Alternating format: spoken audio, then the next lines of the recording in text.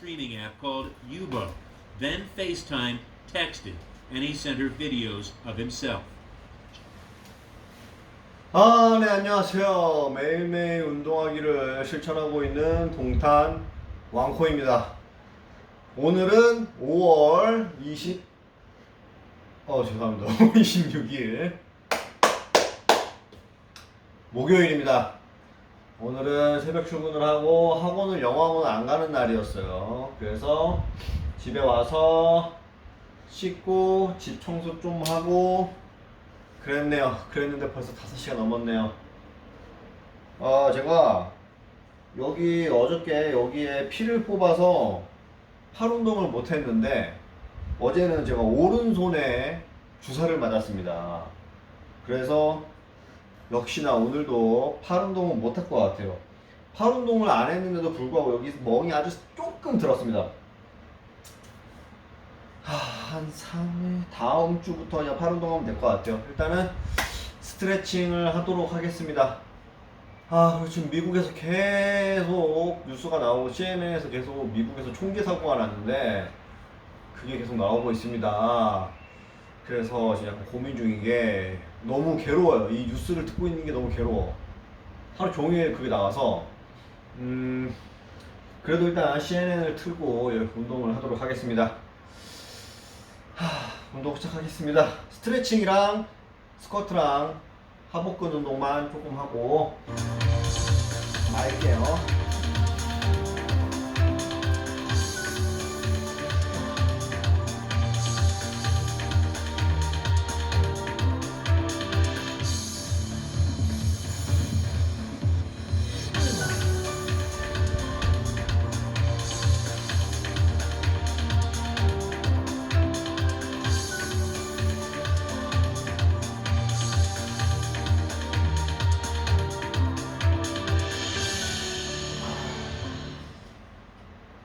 Today we live in an unpredictable environment and news races around the world at breakneck speed. The missile struck right here. What is your interpretation of Putin's intention? My show brings you the latest news and top news makers. What does President Putin think he has achieved in Ukraine to date?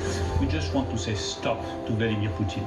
And we also dive below the headlines to explore vital issues impacting our lives. What are you looking at for the future with these additional formations that you've talked about, and where? What are the UN and other countries doing for you? Is it enough? It's crucial we make sense of what's happening. We are doing this for our very survival. What do you think a peace or a ceasefire or an end to this looks like? And fully understand what's at stake. We have will, we have guts, and we are fighting like hell. Amanpour, Tuesday to Saturday on CNN. Heard it all before? But have you heard it like this? The ultimate disruptor looks set to shake up our world. We really can't ignore the impact that this has. What can we do that explores a fresh angle? So let's untangle the players and political forces. The truth is a lot more complex. What's really going on? Fast-paced news, in-depth reports, and fact checks from the perspective of The Global Brief with Bianca Nobilo. Tuesday through Saturday on CNN. What's it like to be Barry Manilow? He writes the songs that make the whole world sing. Oh, look, a piano. Oh, imagine that. Fans love him. You're one of my idols. Critics, not always. It wasn't just one critic, it was all of them. Join me as I ask Barry Manilow about being famous. There were a couple of years there that I was a brat. Being inspired. My proudest moment as a songwriter. And being an icon for decades. Being Barry Manilow. Tuesday on CNN. Now, sources tell CNN a former White House staffer testified to the January 6th committee that then-President Donald Trump suggested he approved when rioters who stormed the Capitol chanted "Hang Mike Pence." The account comes from an aide to former White House Chief of Staff Mark Meadows. She also testified that Trump complained about Pence being rushed to safety while the president's supporters reached the Capitol. Oklahoma's Republican Governor Kevin Stitt has signed into law one of America's strictest abortion bans on Wednesday. The new law bans abortions from the fertilization stage with exceptions for medical emergencies, rape, sexual assault, and incest. The law is a clear rebuke of the landmark Roe versus Wade case, and abortion rights advocates are vowing to mount a legal challenge to it. Unprecedented dry conditions are forcing the state of California to limit the use of water from the supply that services 2/3 of the state's residents and millions of acres of farmland. California is in its third year of drought, and extremely dry conditions this past winter will likely lead to even more cuts in water supplies. And the Los Angeles City Council approved a move to restrict residents from watering lawns to only twice a week. The conservation rule will take effect next Wednesday on June 1st. Now, Ukraine's foreign ministry is condemning a move by Moscow which makes it easier for Ukrainians in some occupied regions to obtain Russian citizenship.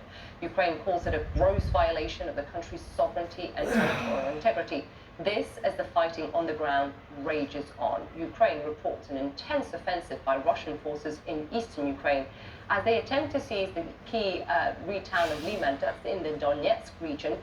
In the Luhansk region, Ukraine says there's been fierce battles around the city of Severodonetsk, with one military official saying shelling has increased exponentially. And in the Kharkiv region, officials say 2 people were killed and 7 injured by Russian shelling in the town of Valakiya on the front lines.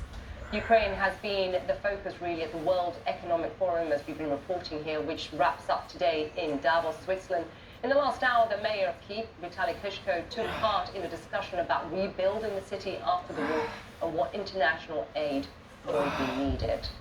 While Ukrainian President Volodymyr Zelensky is lashing out at a former U.S. Secretary of State, Henry Kissinger, over a suggestion on peace negotiations with Russia.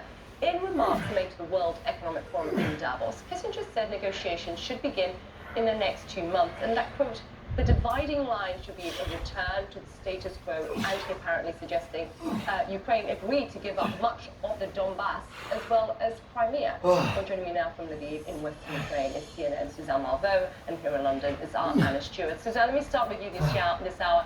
And there's comments really by the former U.S. Secretary of State, Henry Kissinger, who has suggested that Ukraine should be really prepared to cede some territory to Moscow in order to reach a peace deal. What has been the reaction from Ukraine to these comments? Well, President Zelensky emphasizing, he says that this is going to be a war of bloody battles, that victory will be bloody, but he says that the war will end with diplomacy. And what is he talking about? He says that there will be no concessions to Putin as conditions of those talks, and that is the critical time, and this is the critical message to deliver this at Davos. He outright rejects Kissinger's approach to these negotiations, characterizing them as going back to this 1938 style appeasement. Теж писали щось подібне, але let me remind you, it's 2022. And behind all these geopolitical reasons, those who advised Ukraine to give something to Russia, great geopoliticians always want to see ordinary people, ordinary Ukrainians, millions of those who actually live in the territory they propose to give in exchange for the illusion of peace. You always have to see people. And remember that values are not just words. And Issa, the president underscoring that this is a war that is impacting millions of ordinary Ukrainians, that those are the people that must be taken into consideration, into account when you talk about these requirements for negotiations and ultimately the diplomacy, those efforts for peace. And Issa, I have to say that we've met many of those Ukrainians. It was just yesterday we met a chef who had come from Donetsk, who had set up a restaurant in Donetsk with his wife, had to flee there in 2014 because of the Russian invasion, set up shop, his beautiful restaurant in Mariupol with his 2 young sons, and had to flee that restaurant again just 3 months ago. He's now here in Lviv, setting up his restaurant to open up once again, really kind of demonstrating the spirit, if you will, of the Ukrainian people, the refusal of them to be held down in some sort of occupation, but to be free, Lisa. Yeah, incredibly defiant indeed. Suzanne Malveaux, do stay with us for just a moment. I'm going to Anna Stewart, who joins me here in the studio. And Anna, throughout Davos, the WEF conference, the forum, we've seen really Ukraine has been front and centre.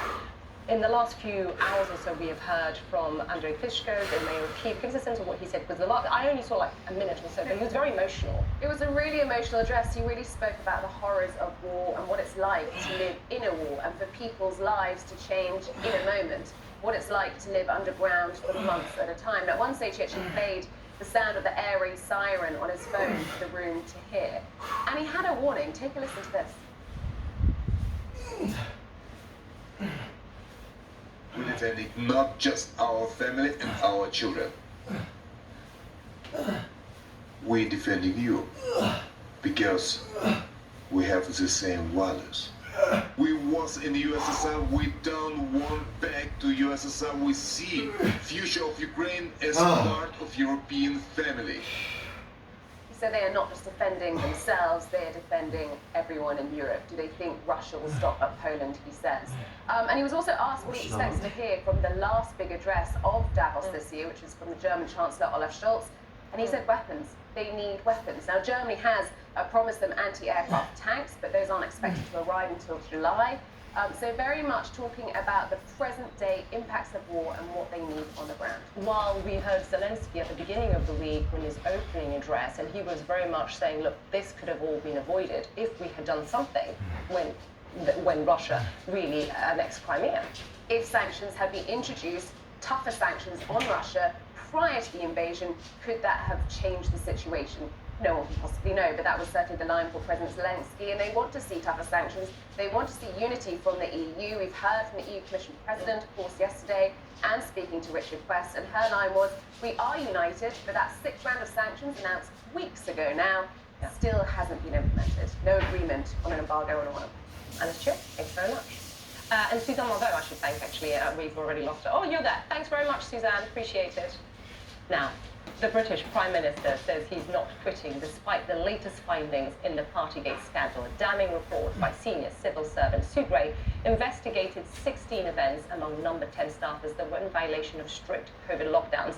CNN's Bianca Nobile has more now on the details of Wednesday's bombshell report.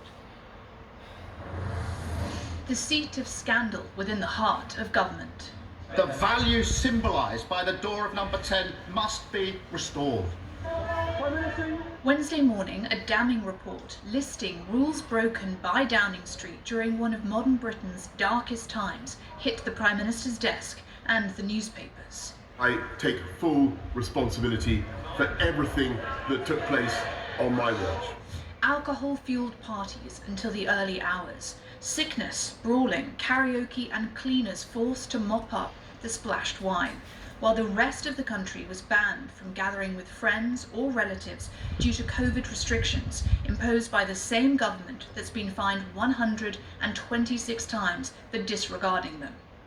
Senior civil servant Sue Gray, the author of the investigation, criticised the senior leadership at the centre of Johnson's administration, which must bear responsibility for a culture that allowed parties to take place. A message from Johnson's former private secretary boasted that they'd got away with a drinks event in May 2020. In one email exchange, staff were told to avoid walking around waving bottles of wine while reporters were in the building, and to keep the sound down at gatherings when a COVID press conference was taking place. Johnson said he was surprised, disappointed and appalled by the revelations laid out in the 60-page report. When the dust settles and the anger subsides, this report will stand as a monument to the hubris and the arrogance of a government that believed it was one rule for them and another rule for everyone else. There was no party. Having repeatedly told Parliament that no parties or rule breaking ever took place, Johnson was eventually forced to concede he had in fact broken the law, the first sitting British Prime Minister to do so. Censured but unbowed. Sue Gray's report has emphasised that it is up to the political leadership in Number 10 to take ultimate responsibility, and of course I do. MPs, including one of the Prime Minister's own, called on him to resign. Can we continue to govern without distraction, given the erosion of the trust with the British people? Does he show no contrition, no sense of shame that Downing Street under him has been a cesspit full of arrogant, entitled narcissists? The British Constitution is uncodified. Historically, it's been upheld by the tradition that senior politicians will resign from office over principle, scandal, error, or if they've misled Parliament. Bianca Nobilo, CNN, London. Now, a community in Texas is mourning 21 lives. Well, now we're hearing from the family of one of the young victims. Coming up, how they and their community are dealing with this unimaginable tragedy. Our community may have differences, but in a time of need, in a time of crisis, people of Uvalde unite. And that's what's good about this. If there's anything good about this, it's gonna, I think, bring our community together.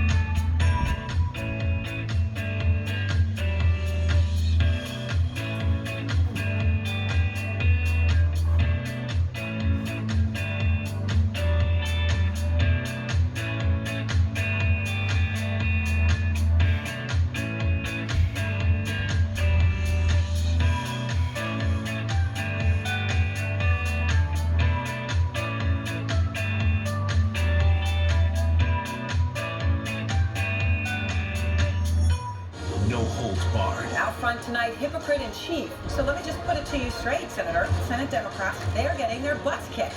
No nonsense. Are you simply shooting the messenger because you don't like the message?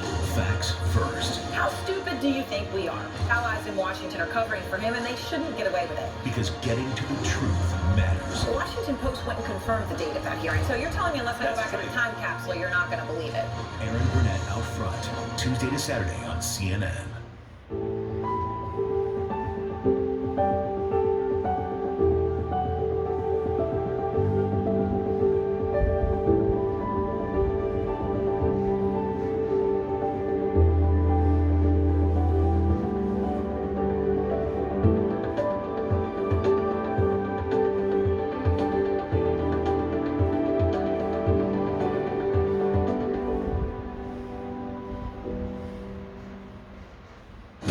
World's biggest business stories from every corner of the globe.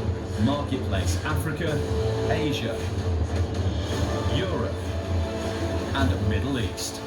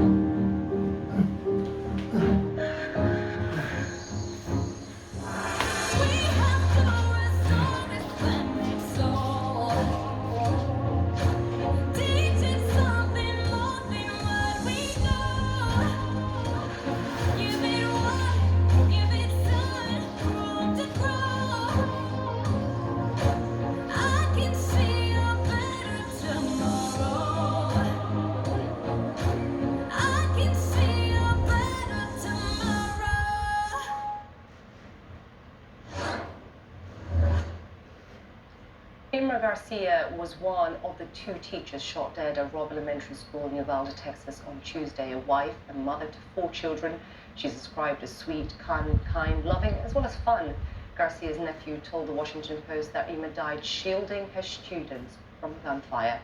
We are also remembering the 19 children killed in the deadly shooting. Among the dead is Jose Flores Jr., 4th grader, described as an amazing kid and the kind of big brother every kid would want. CNN's Gary Tuckman spoke with his family. 10-year-old Jose Flores Jr. had a huge smile on his face when he received this honor roll certificate at school on Tuesday. Just a few hours later, the world changed. This is his mother, father, and 3 siblings. Jose Flores Sr. went to the hospital hoping his son was a patient there. He says a nurse took him into a hospital chapel. What did the nurse tell you? As soon as they took me to the room, I already knew what it was about. She didn't have to say much. The way she took me in there, the way she's have a seat, we talk to you, we gotta tell you some things. I already knew what was next. Jose Jr., a loving son and big brother, did not survive the gunman's rampage. Jose Sr. called his wife Cynthia. He just said my baby didn't make it. It seemed like a nightmare. Jose Sr. and Cynthia just couldn't comprehend their eldest child was gone. Jose Sr. asked some Texas Rangers at the hospital if he could see his son. One of the Rangers came to me, he's like, as a father, I wouldn't let you go back there and see him. Because he was not recognizing me. Jose Jr.'s 5-year-old brother Jaden took us into his bedroom that he shared with his big brother. On Jose Jr.'s bed, all his favorite stuffed animals from when he was a little boy, and a set of clothes that his parents say he will wear in his casket. So I didn't get to hold him no more.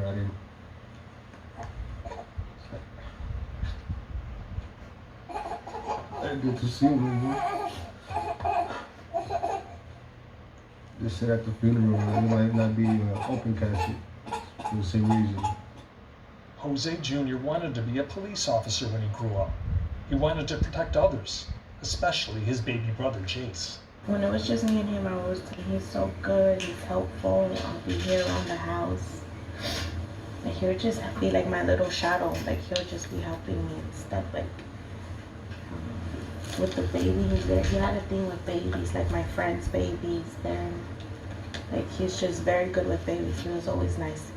When Jace grows up, your little baby, what do you tell Jace about his brother Jose? He really loved his little brother. He loved him. He was a little helper. Andrea is 9 months younger than Jose Jr. What did you like most about your brother? That he would always support me and he would always play with me. Andrea and Jose Jr. were both in 4th grade in the same school. She lived through the same horror, but was in a different 4th grade classroom. There was just a bunch of gunshots going through the windows and doors and a bunch of knocking and banging. The emotional challenges are many for this family. They have lost their son and brother, but their memories of a sweet boy who wanted to be a policeman because he wanted to protect others will live on forever. Yes. Yes. Gary Tuckman, CNN, Uvalde, Texas. Just devastating. My heart goes out to the Flores family. And if you would like to offer support for those involved in the Texas school shooting, please go to cnn.com/impact. There you'll find several ways you can help their community. And we'll have much more after a very short break.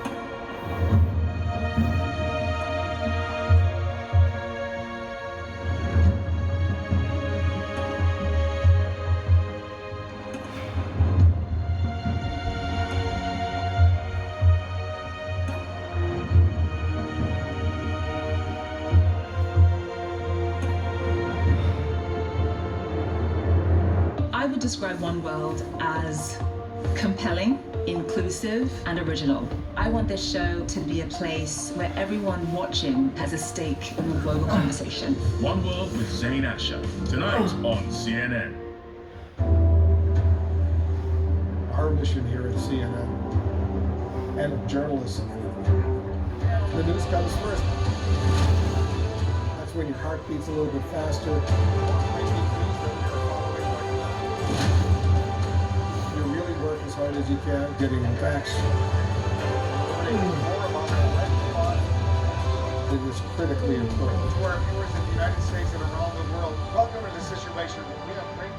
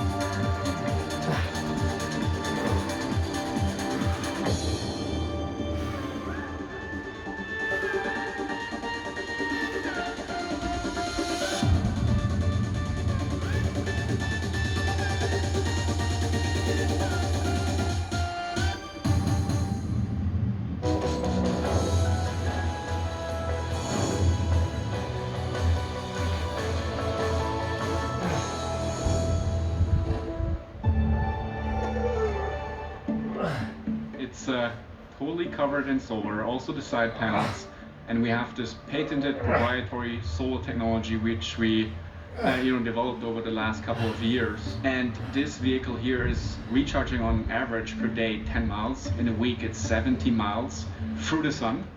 Additionally, of course, I have a battery on board. I can recharge it just as a regular electric vehicle, but we have this convenient feature. It's taking away this fear of recharging, this fear of range anxiety, and making it more convenient, energy efficient, and saving costs. Energy is coming from the sun for free. And the second pillar is selling and licensing this technology to B2B customers. Trucks, train, buses, camper van. There's huge potential in this market to make the whole logistic industry more greener.